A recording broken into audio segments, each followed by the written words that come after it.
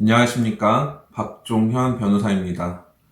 후견제도는 그 필요성에도 불구하고 실제 활용이 매우 적다는 점에 대하여는 기존 영상에서도 몇 차례 말씀드린 것 같습니다.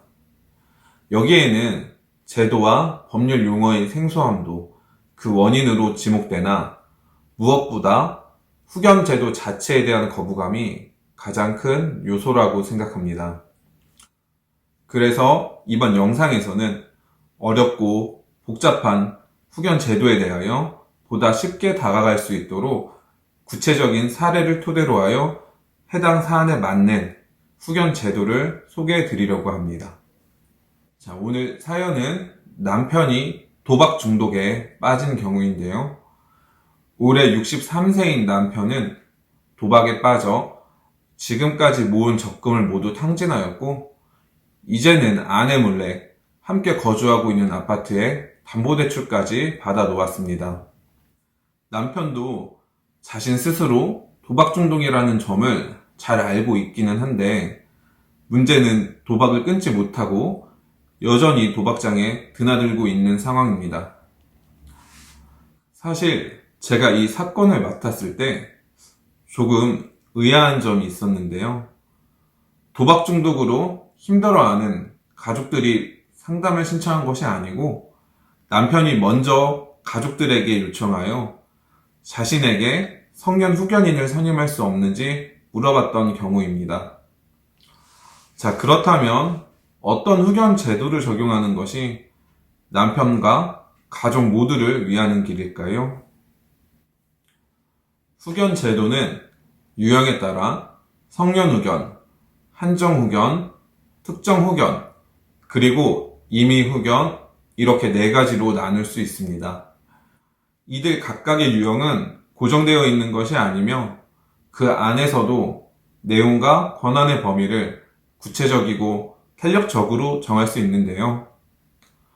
여러 후견 제도 중 본인의 행위 능력을 가장 많이 제한하는 것이 성년 후견이고 그 다음은 한정 후견, 특정 후견 순입니다. 여기에서 본인의 행위 능력을 많이 제한한다는 것은 결국 본인 스스로 결정할 수 있는 범위가 좁아진다는 것을 의미합니다. 반대로 본인의 행위 능력을 적게 제한할수록 후견인과 법원이 개입할 수 있는 영역은 줄어들게 되는 것입니다. 이러한 여러 후견 제도의 특성을 고려하여 오늘의 사연을 구체적으로 살펴보겠습니다. 먼저 남편의 나이는 63세로 알려져 있는데요. 반드시 성년 후견인을 선임할 노령에 해당한다고 보이지는 않습니다. 남편은 도박 외에 일상적인 생활을 하는 부분에서는 큰 어려움이 없는 상태이고요. 다만 도박 자금을 마련하기 위하여 부동산 또는 예금을 처분하는 등과 같은 특정한 행위를 제한하는 것으로도 이 사연의 목적을 달성할 수 있다고 보여집니다.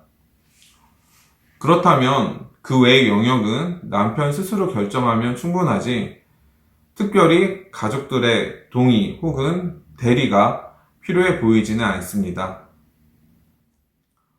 이렇게 해서 오늘 사연에 후견 제도를 적용해 보면 여러 후견 제도 중에는 한정 후견 제도를 적용하는 것이 가장 타당하다고 생각됩니다. 한정 후견 제도는 법원이 선임한 후견인이 본인의 법률 행위에 대한 동의권과 대리권을 갖는다는 점에서 성년 후견과 유사하지만 법원이 그 범위를 더욱 엄격하게 제한한다는 점에서 큰 차이가 있습니다.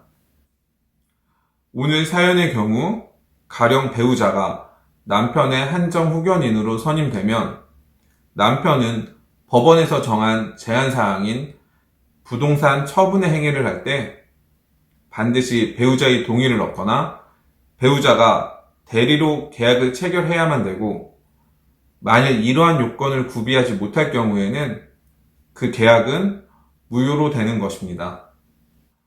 이때 비록 계약의 효력이 발생하지 않아 상대방이 피해를 보는 점이 있겠지만 여기에는 상대방보다 사회적 약자인 본인 보호를 우선하려는 것이 후견 제도의 목적이며 그 본질이기 때문입니다.